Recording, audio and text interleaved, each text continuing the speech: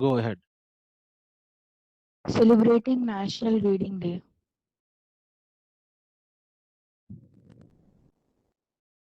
Read every day, lead a better life. National Reading Day is celebrated each year on 19th June.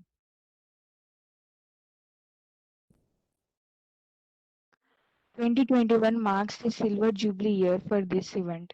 It is dedicated to the memory of P.N. Panikkar, who died on 19th June 1995. He was the father of the library movement in Kerala, and he gave the message of read and grow. This day officially started in 1996 and is now followed by the Reading Week from 19 June to 25th June, as well as the Reading Month from 19th June to 18th July. National Reading Day is celebrated to honor the habit of reading in all and to motivate students to read. Reading helps to improve concentration, vocabulary, as well as knowledge and understanding of the world. Let us all pledge to read 2 to 5 books in a month, along with poems, comics, magazines, and newspapers. CBSE is celebrating the 25th National Reading Day by focusing on technology enabled reading. Let's make let's make books our best friends and dive into the world of reading. My favorite book is Charlie and the Chocolate Factory by Roald Dahl. What's yours? 10 benefits of reading, 1 hour a day. A book is a gift you can open again and again. Garrison Keillor. Any book that helps a child to form a habit of reading, to make reading one of his needs, is a good for him. Maya Angelou. There are perhaps no days of our childhood we lived so fully as those we spent with a favorite book. Marcel Proust. Thank you. Yeah, you can see there, you can observe there, everything instructed here. Uh, Single displacement reaction, what are the things required? You see there. You can observe there, iron nails are taken here. No, how many iron nails are taken there? It is tied with a string also. You can see that they are tied with a string. And there are two test tubes. No, they are having copper sulfate. We can say the test tubes are filled with copper sulfate. Yes or no? Someone should respond no, as if I am telling to myself. What I am telling, correct or wrong? No, Yes, sir. iron nails are taken and see two on the adjacent sides test tubes containing the chemicals. We have to understand copper sulfate. Color you see. Okay, what was the color now? Okay, I am resetting again. You may say it's before I have done. Now again, I am it is reset now. See, here you can also do with the help of a simulator. You can pull it and just drop it. Yeah, it is dropped now. Time started, but actually it takes 1 day time. Here it is a kind of animation kind of thing. No, it in 15 minutes time. So you must have observed that color also changed. See, it's before how it was. You can compare adjacent side test tube solution how it is that having color now it has changed to green. No? And when you take this string, okay, actually this requires little bit of practice. Here you have to hold the string only.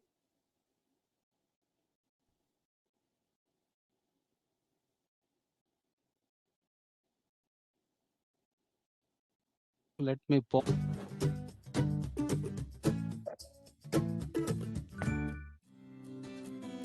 Combination reaction. The combination of a substance with another to form a new substance, or the decomposition of a substance into two or more different substances, is called a chemical reaction. In general, chemical reactions are not reversible except by further chemical reactions and may require heat to enable the reaction to occur. Those reactions that produce thermal energy are called exothermic reactions. Chemical reactions can be classified into combination, decomposition, displacement, and double displacement reactions on the basis of the type of changes that take place in the reaction. Combination reactions are those where two or more substances combine to form a single new substance. Decomposition reactions are those in which a single compound breaks down to produce two or more simpler substances. The reaction in which a more reactive element displaces or removes another element to form a compound is called a displacement reaction. Reactions that involve displacement of two different atoms or groups of atoms by other atoms or groups of atoms are called double displacement reactions.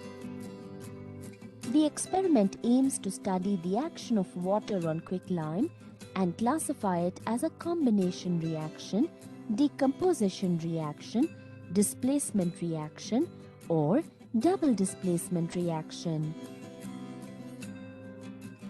Materials required: quicklime or calcium oxide, distilled water, beaker, and a spatula. Procedure: transfer a small quantity of quicklime or calcium oxide to a beaker using a spatula. Slowly add distilled water into this beaker. Pour enough water so that quicklime remains submerged in water.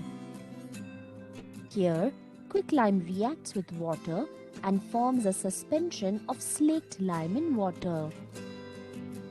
This is a combination reaction as the two reactants, quicklime and water, react to form a single product, calcium hydroxide, that is, slaked lime.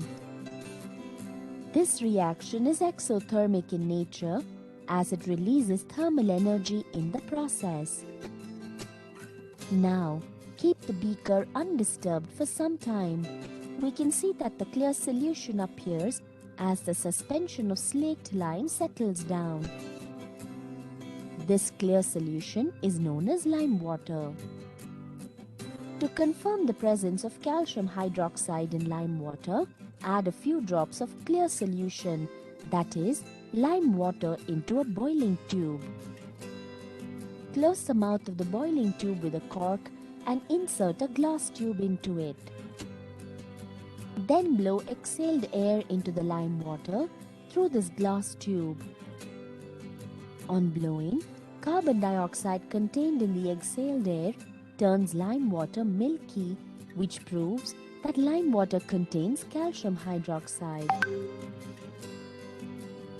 Precautions: always pour water into a small quantity of quicklime taken in a beaker. Never put quicklime directly into the water as it may cause the water to splash out. Avoid inhalation of quicklime as it may cause coughing or sneezing.